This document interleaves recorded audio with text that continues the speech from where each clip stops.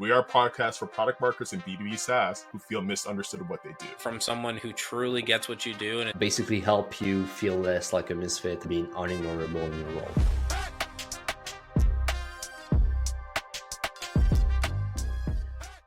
We got another episode of Weird Not Marketers. Just the boys, though. No guest. Season 4. That's right. It's our first Misfit episode of Season 4. This is exciting. Doing it on a Sunday afternoon for y'all listening, and that's how dedicated we are. We don't hang out. Time flies. We don't go work out.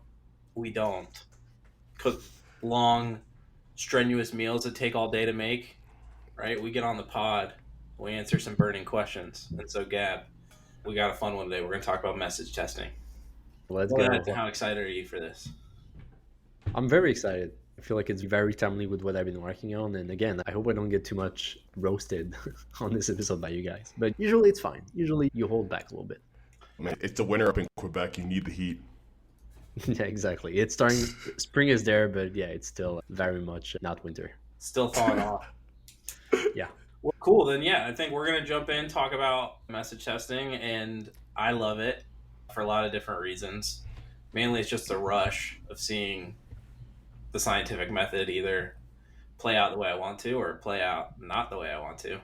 I've had both happen. We'll talk about that. And Gab, I think you're going to jump in and tell us a little bit more about your working process.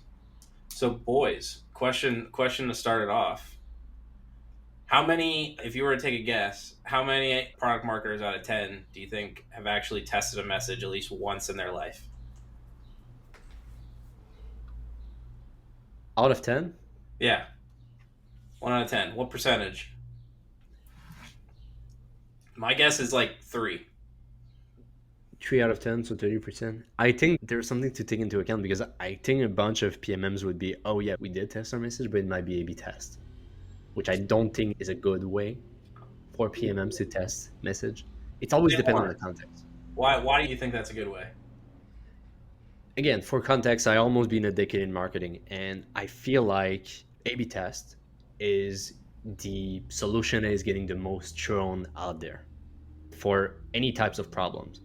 And I would even go to not even any type of problem, but sometimes just there's basically, we don't want to commit. So we'll just say, oh, let's test it out. So basically my take is, I think A/B test is often the solution that is getting thrown out for a lot of different situations. But the thing is, if you want an A/B test to really be statistical significant and telling you, okay, this version of your CTA is blue instead of red and it increased the conversion by 35%. You need a lot of data to be able to do that. And you need to be able to have the right hypothesis. You need to be able to understand what's the variation is going to be.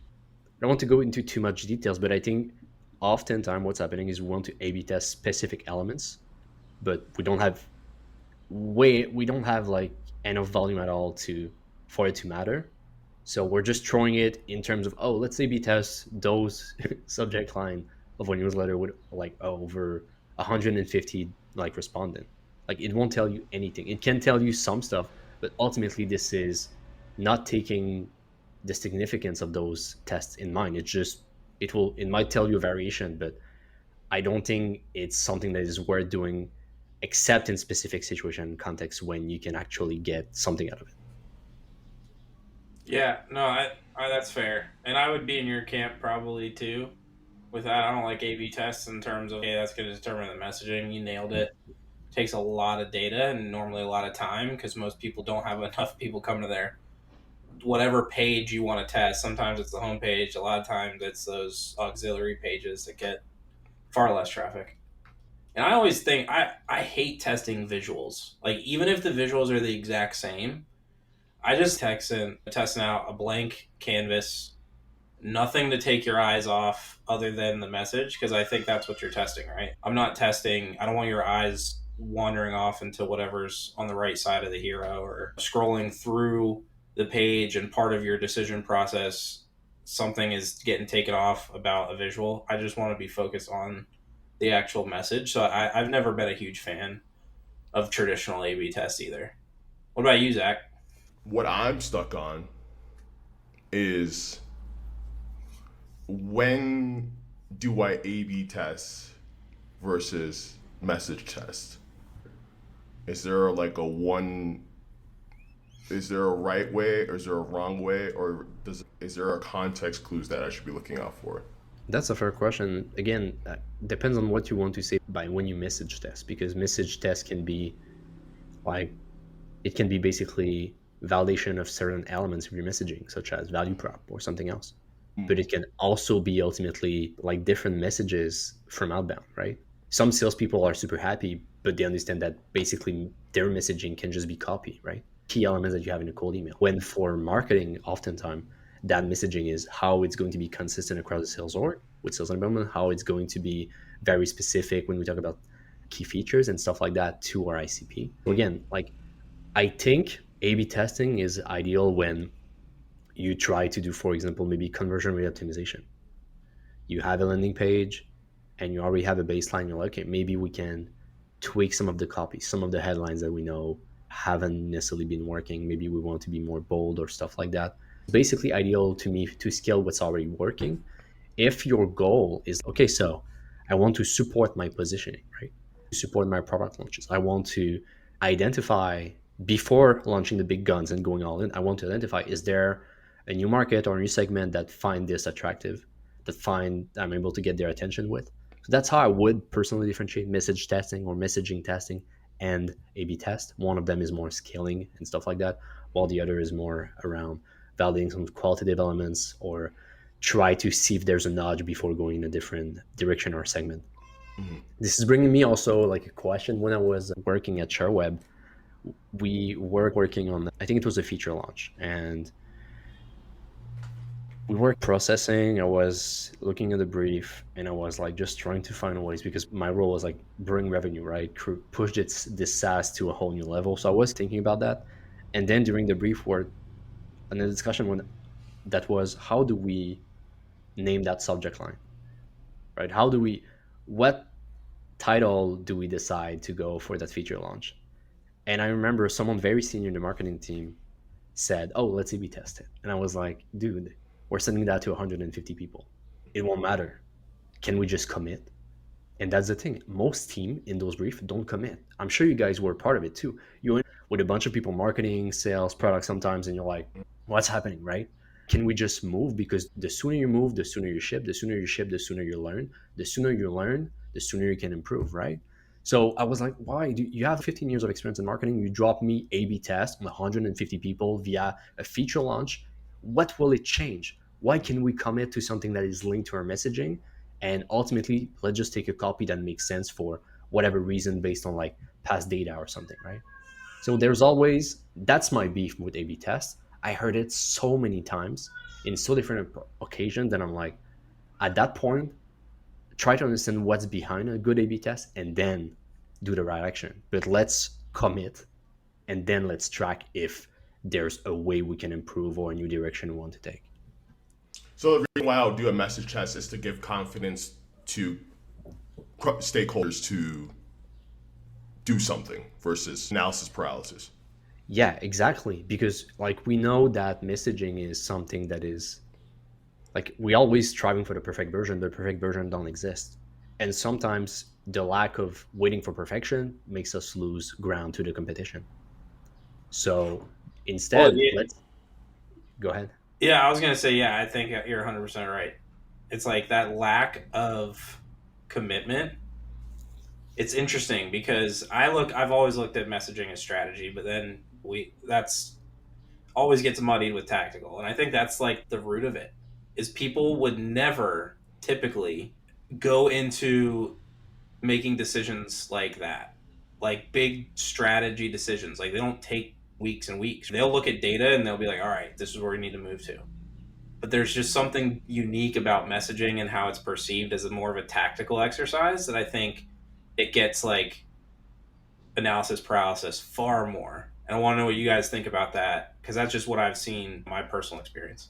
Oh, the color of a banner. Like I'm wrapping into these things. Exactly how an email sounds. Um, like all these little like things that you can nitpick, right? But when you look at strategy, I just don't see that in other buckets of strategy. Pricing and messaging are like the two where I just see it's like a constant no decision. But I rarely see sales enablement, VP being like, yeah, I'm not sure what strategy we should go with for our sales team. Should we go with MedPick? Should we go with whatever? Like, it's they make a decision. It's being Um, pragmatic, right? Versus hoping for the yeah, perfect opportunity or the signal that, hey, you're 100% risk free, right? yeah. Is our strategy going to be like our product strategy going to be focused on making things quicker and faster, or we're going to focus on the analytics side, right? Like people make a decision is what I've noticed. But when it comes down to messaging and pricing, I've just noticed that for some reason, those seem to be the circles that always go around and around. Do you feel that the purpose of message testing is to refine what makes your product unique, or is that something that people already know and we're trying to solve a different problem? I love it. I think it's definitely that. The idea is, again, like marketing and product marketing will always have people telling us how to do our job, which again, I think can be a good thing because then it's just pushing you to show them, okay, I can drive results. You can have your opinion, but I can drive results. I can show you how it works. Uh, but in that case, when you're able to explain what's making your product unique because of that message testing, that's a great way of showing value as a product marketer because essentially you are owning a part of differentiation. You owning a part of uniqueness, and you're able to link actual testimonials or like face value or prospect reaction on this. Yeah. Another example that comes to mind for me, Gab, is that I was working with a previous client and we were doing user interviews to really understand why they loved their product. Because the problem we were solving at the time was it was a relatively new product in like marketing analytics, and it was looking to go up against like traditional ways of how to like evaluate marketing budget ROI, our favorite topic for especially non-marketers. And the problem was the team internally was saying, we're not that. We are not like marketing mix models. That is not who we are. But then like, who are we? Like, because I don't know, ironic for us, but if we go around and say we're not this, people are gonna ask next, well, like, what's my frame of reference? How do I compare you? Because for our buyers, like funny enough, when I was having these interviews, they were like, we see you as in this space, but you're different. You're not, you are, one buyer said it best, you are an agile. And I was like, oh shit. And I think it hit the nail on the head. It's like now we're taking a topic that we know, this industry, and we're introducing a new element that we haven't seen before that we want to see in our product. So I felt that was like a really cool, I think the avenue for me was talking to users. So my question for you, Gab, is that with message testing, is it essentially talking to customers then? Or is there a more formulaic approach that I might be missing when I'm thinking about that? That's a good question, and I love the way you're putting it in your own words. But it's basically we always try to fill to the ICP, and that's why you need to have kind of your foundation properly. If your product is an urgent, if you're not talking about an urgent problem, it's going to be hard to actually test if that's an urgent problem. But to answer your question, I think it's basically one to talk to a mix of customers to validate that at scale, if possibly, with surveys, with interviews. And I know that's why this part is more like the validation, the iterative phase. But you also want ultimately to understand it with prospects, which is why if that's why I think message testing is very useful for sales led org, for people that it's ultimately their go to market motion, because you can test a lot of things quick with outbound. You can understand are people reacting a little bit. You can understand if it's relevant. You can play with pattern interruption too. Like one of my favorite example is because everyone is automating it, what you can do is you can engineer basically human mistakes. So if, for example, you have email automation running, ultimately you don't, right? You're able to have an ABM approach, and we can talk about that in another subject. But let's say that you're sending out a custom plan for a restaurant, right? You're saying to restaurant, you're making them a menu, and it's a custom menu that is better of what they have right now because you're selling a software to a restaurant ultimately, and you're like, hey, sorry restaurant, on my list of people I think I can help, I created a custom menu for you, it's in the attachment, but you don't add the attachment, you forget to add it, and then the person is replying to you and they're like, where's the attachment? And then you are ultimately sparking a conversation and you can add it and say, oops, sorry, made a mistake, and then you're adding it. It feels more authentic, it feels less automated, and just because it's a pattern interruption of how people are usually getting sell to, it speaks to them. So there's a bunch of stuff you can do, but ultimately I think you need to always make sure it's ICP, and then you should have a healthy mix of what your audience is. Is it a mix of prospects? Do you have enough customers for it to ultimately give you data, give you a sense of it? So that's pretty much it. Does that answer your question? I feel like I I went a bit away with this one. No, no. Let's continue. Let's continue. Eric, go ahead. Yeah, no, I'm gonna rip too because like I think you even jumped a little too far ahead, Gab. Like if I'm doing, we gotta add the context. Zach's favorite part, right? If I'm Hell yeah. launching a product, let's call it an integration product, and the goal of that product is to get 75% of adoption. I don't need to go test with prospects, and I probably shouldn't be testing with prospects. Yeah, you're right. Right. Flip side, like you said, if the goal is, hey, we aren't getting enough people to convert on our homepage, great. Let's start with more of a prospect like heavy focus there. Mix in some customers probably to get a good, stronger hypothesis or at least first draft of what that could look like. But I'm a big fan of running through that scientific process. So to be like, hey, here's the hypothesis. Actually, start before that. What's my observation that I'm seeing? We start there. One, we're not getting enough traffic to convert. And then you ask the question, if we change something, would they approve it? And then you jump to hypothesis and say, I want to change this to this. Yep. And I just don't think we're doing enough of that in general. I'm very much guilty of doing this when I'm trying to like go through any process, but we're making a change of some kind really, or we're trying to implement something new. And so if I think we walk through that process, it starts to help us think about it. And hopefully those stakeholders are getting their hands in the kitchen. We can bring them in too. Be like, what's your hypothesis? Should we test that? Maybe there's a way you can test them both. And then you get everyone's hands in the kitchen that way. And personally, one of the big things that I feel like I've fumbled the bag on here at BetterWorks without needing details, I just have not been able to run that process. And I've been trying to run too fast without getting other people's hypotheses in, and even breaking down for them, again, observation, question, hypothesis. Here's the experiment we ran, right? I went straight to experiment, and I think it ruined everything, right? And so I would just give one piece of advice to folks is focus on that. Why are you doing it? What is your personal hypothesis? Bring in some other people's hypotheses because they're going to have opinions no matter what. And then go ahead and run those tests, right? Run those experiments. I have a follow-up with you on that. So the first thing is, I think you nailed it perfectly. We want to run as PMMs, but whether we like it or not, we need to have different stakeholders from different departments. Or the best job of a PMM is to create feedback loops that everything is well all day running properly towards revenue. That's the way I'm seeing it. But messaging has different use case, right? Messaging has specific use case for customer success, for product, for sales, for marketing, for PMMs. I want to give a shout out to Victoria Rudy.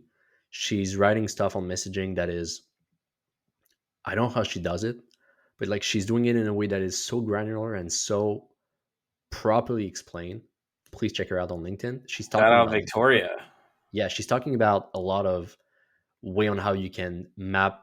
Basically, she's selling messaging audit for B2B SaaS, but a lot of mapping on how this is how your team is seeing it. This is the type of layer that they're seeing it. This is a key question you should be asking. Please check her out. But this is also bringing me to the fact that you said, I want to make sure they are aligned. But what you did is you did experimentation too soon. What do you mean by experimentation? Are you talking about the winter test you run? And can you talk to us a little bit more about that? Yeah. So I ran through, and I do this all the time, right? So ever since I was in grade school, I jump from problem to answer, and I don't show everyone the work in between. And so that's what I did, right? It was like, okay, we all have the same observation. Messaging is whack. We want to change it. The question to me was, if we add some boldness to this and specifically talk about the use cases as opposed to just random, I won't even call them outcomes, but will that result in more impressions, more high qualitative feedback, not just the quantitative stuff? And so my hypothesis was, if we position against, to give some context, BetterWorks is an HR platform that it basically makes the review process feel like it's happening every day instead of getting blindsided once at the end of the year. My thought process was, let's position against pizza parties and let's position against annual reviews, right? One's kind of a cultural thing. One's clearly like what we're positioning against, right? The current way of doing things. And so we got to that experiment phase. My hypothesis, one, based on the data and the qualitative feedback, we present that data, but it was a train wreck from that point on. And it quite frankly has been for several weeks, trying to get everyone back on the wagon. I think the wheels are on it, so we're moving, but it's been tough. And I realized like that was one of the biggest things, was I did all of these steps in my head, right? Got to the experiment phase and could not have a clear articulation of, here's how we got here. And by the way, I brought your hypothesis in this way. Here's how your hypothesis showed up in this test. And it burnt me. For sure. One thing I get stuck on, and I'm always curious to explore when I hear the word hypothesis, because I've been saying this quite a few times. What is the purpose of a hypothesis when you hear that term being thrown around? To me, I think it's purely a different way of doing this thing that you're doing now. Right? You have to have a control. So that's the thing you're doing now. And then you have to have a clear line in the sand that says, if we do this thing, I expect these results. So that it's a two-part. What is the thing I'm doing? What is the result I expect to see if we implement that? Right? Yes. That's my take on it. And like it's really cool, because what you are describing is the purpose of a hypothesis, but most of us get it wrong. I think like when we say hypothesis, we're saying, this is my answer. But that's not a hypothesis. It's like what you're describing, Eric, is that a hypothesis is to understand a question. So the example you brought up with BetterWorks, you said, well, this is what we know about our product. We know that it's for HR teams. We know is that historically used in annual reviews. But what we don't know is what is a better way for them to be using it. And then you isolated a variable. Like, this is really important, because I think another mistake that we make, and Gab, correct me if I'm wrong, I'm not a message testing expert by no means, but I think like it's almost like we are making Gumbo and we want to throw in all these different variables. Then it's like, when we're done, we're like, what the fuck did we just test? We're like, how can we replicate this Gumbo? Gab, I don't know, bro. We're gonna throw shit in there again and hope for the best. That's like when I heard. That's why I like this key, is that one is like, Eric, what you're saying, understand the question, and then the second thing I found that was helpful for me, and I might be wrong, is what is the one variable that we want to test? Exactly. You nailed it. And yeah, it's basically you're making Gumbo, but you're blindfolded and you're just dropping stuff that smell good. You don't know how it will actually taste with everything else. Yeah, you're just taking a whiff and you're like, all right, that seems about to be a cinnamon, feels like a pinch. And I like, this is a sidebar, but that's what the most frustrating thing from. I love my mom's cooking so much. Oh, wow.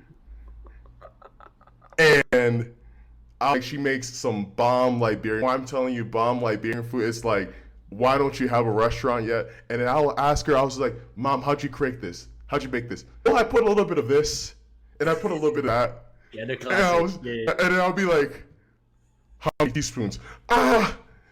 You just put it. You just put something there until you taste it. And I was just Exactly. like, That's how you cook with the soul, right? You yeah. don't look at it, just food. That's it. And I think that's what a lot of messaging is. It's like it's cooking with the soul. And I'm like, we don't need that, guys. I need to be able to replicate this because I'm a 32-year-old man living at home by myself. I'm like, I don't have the luxury of living with you anymore. I'm not like for buyers. I am not sitting with the marketing team trying to decipher what they're saying. I can't hit up the VP of marketing at I don't know Clue and be like, "Yo, Katie, what you trying to say about win loss?" Because I'm looking at your what I can't call you up. I wish I could because a lot of these B2B homepages You need a dial. hotline. I'm gonna stop.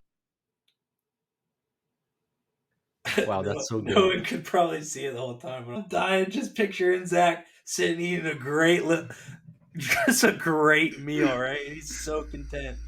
And then he calls his mom up. Now he's living in Mexico. And he's like, "Yo, mom, what's that? What's that recipe for that meal?" And she's like, "Yeah, just a little bit of this and that." And Zach's just like, "No." Oh. But that's my closest proxy to like looking at B2B messaging. It's great, but I'm like, how can I sell this to my team?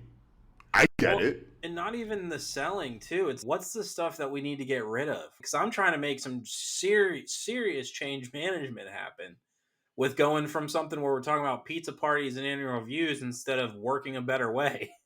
Right? That's like a whole different philosophy. And I need to be able to be like, okay, here's what's working. Here's the good stuff. See this, all this stuff in the control. This is stuff we got to throw out. We got to bury it, forget it ever existed.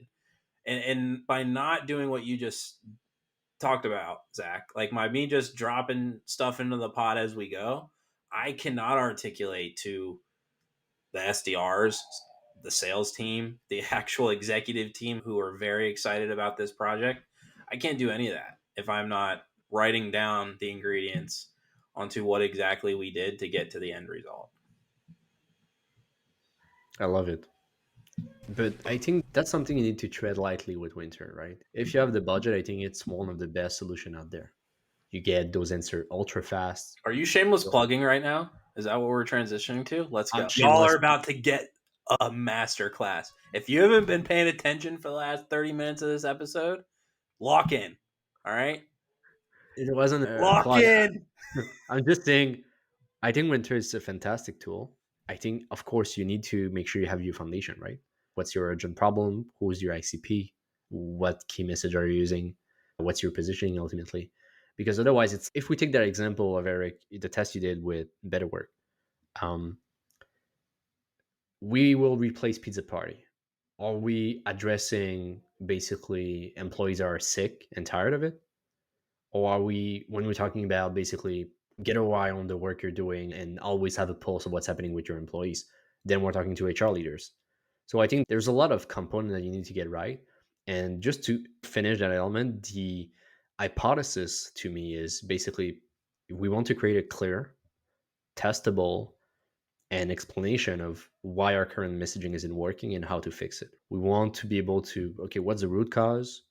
What like basically uplift can we get with that? So an example that I have, for example, is Freckle, and I know we talked about them on the pod before, but Zach and I Freckle don't have any freckles. killing me. You're killing me. Basically, Freckle is a clear alternative, right? And an hypothesis template you can follow is basically this: our problem is caused by messaging gap and is creating uplift objective. To fix this, we should act on messaging gap by doing action because of trigger. So in that case, we're Freckle. The problem that we have might be low demo to close rate, right? People prospect are getting on demo, but they are confused on what the product is. And then the messaging gap might be the confusion about what the product does, which in that case might be a positioning problem. Maybe we're not talking about the alternative properly. And an uplift objective, what we're trying to get might be, okay, if we fix the problem, we might get 20% more qualified opportunities getting on demos. To fix this, we should act on clarity and ease of use for non-technical users. Clay people are usually agencies, people that have a technical background. So if we talk about the clarity of what we are, a Clay alternative, and the ease of use for people that don't know it, then we can clearly differentiate ourselves from Clay, the action that we want to take.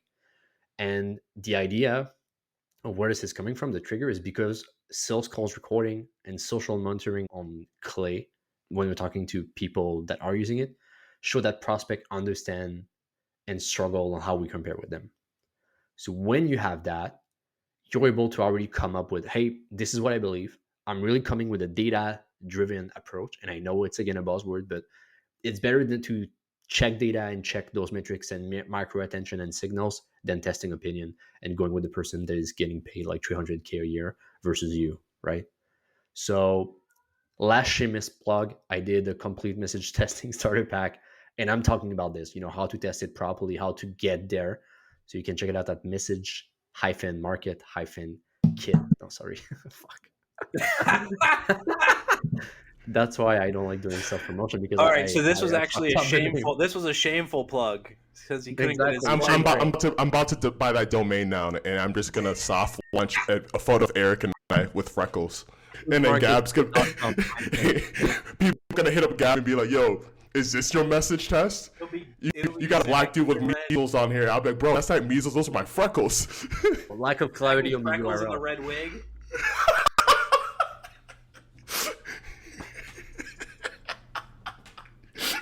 All right, so back to the proper URL. What's the proper URL for your message? Thank you. Proper? It's message-market-fit.com. All right. So there you'll be able to download a resource called the Message Testing Starter Pack, and you'll have a shit ton of stuff. And if you need help, I also just launched a service to help product marketers test their messaging properly. So Gab doesn't know this, but we're making him pay us for the sponsorship ad he just ran. Exactly, and guys, we're getting and it's much longer than the 45 seconds, so we're charging him double. Yeah, I'm looking at the. I will never financially recover from this. And if you mention freckles on your discovery call with him, you get a 5% discount. The testing cake. Gab, I heard your episode. Freckles, I want a 5% discount now. In all reality, though, I will say this. So Gab's approach is, if you really give a damn about testing your messaging, if you actually want to get in there and learn something, like we all have been learning how to do product marketing for the last several years, this is a resource that no one's actually really put out there, right? They'll teach you how to do messaging. They'll teach you how to do pricing. They'll teach you how to do all of the other little bits that I think we all have to do, but no one actually says, hey, once you have that strategy, go out and validate if it's the one you should be working with. I definitely hop on it. I've been trying to pick these little nuggets and how can I actually start implementing this in my process. It'll make me look a lot smarter for sure when I go to these talks with executives and they look at me like I'm a crazy person. Yeah, I'd say if you're not doing message testing at all, go ahead, steal some budget from somebody and spend some money if you have to. But it's such a priority, and I've seen the difference, right? Like I've seen the major difference even at Clue with their last win-loss launch. People were coming in the door and signing up within that week, right? Because we went out, we tested our messaging. It wasn't nearly as robust as I would have liked to, but we just did it. And the ROI on that is huge. Plus it's shit, man. It is fun to just test stuff and see what works in a structured way that doesn't feel like you're shooting at the hip. Exactly. Thank you for that. And it's basically the way I'm thinking about it. It's the most expensive part of your go-to-market, right? Oh. It's foundational.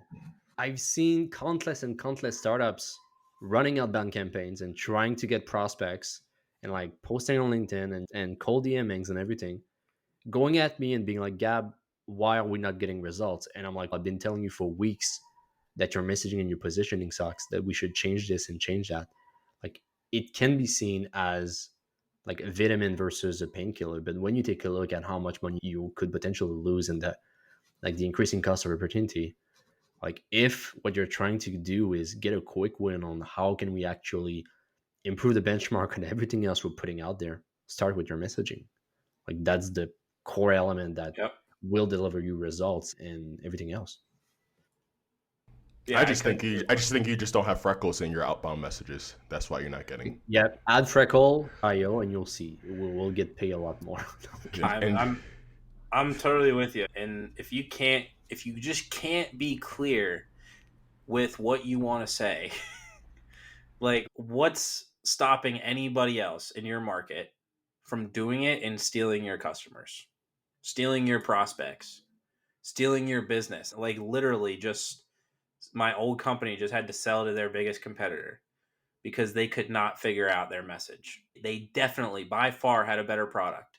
They actually had a website who could like relatively guide you along and give you some content. They could not tell a story that resonated and was able to capture enough market to keep them in business. They didn't take John Mayer's hit song "Say What You Need to Say" to heart, and that's why they lost. Damn. Say what you need to say. Say what you need to say. That was great. At the Chase Center. That was great. All right, boys. Anything else you want to toss in here before we wrap up another episode? I feel like. Oh no, go ahead.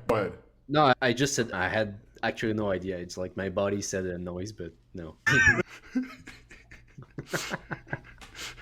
Make sure no one edits that out.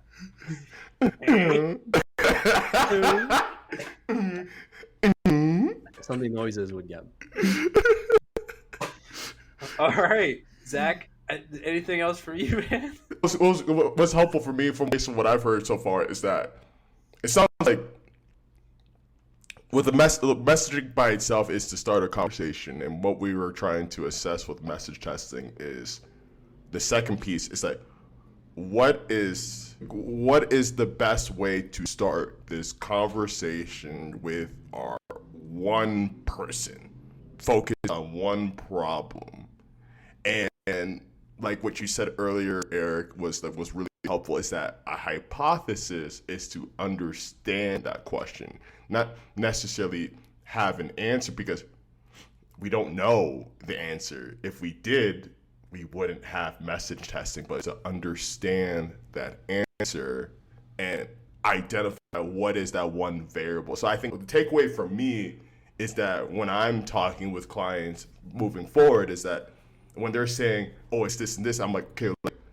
what is one variable we can test today? And what is that rapid way? Because it sounds like the way that we're doing it, the Gumbo way, is not working. It tastes good. Brilliant. Yep. But we can't replicate it. That's right. You nailed it, dude. All right, cool, man. But I'm about to buy you your URL now and just put a photo from the website of me with freckles now. Let's go. Let's go. It's available at a very interesting price of $0. So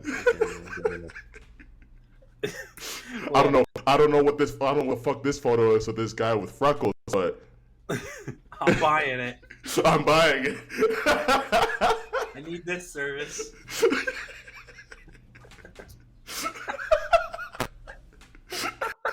Oh, shit. We do respond after 11 p.m. And that is another episode of We're Not Marketers. See you guys. Thank you, guys.